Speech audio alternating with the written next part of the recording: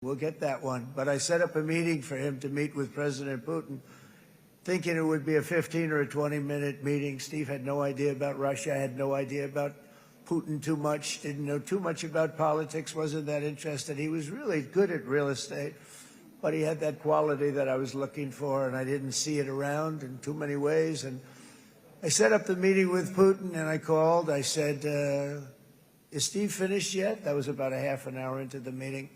No, sir, he's not. He's still inside. This is in Moscow. I said, well, how's he doing? I don't know, sir. He's still inside. I called up an hour later.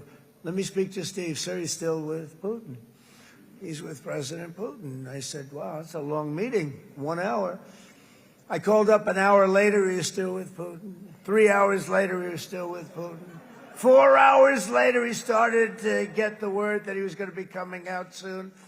And in 5 hours, he came out. I said, what the hell were you talking about for 5 hours?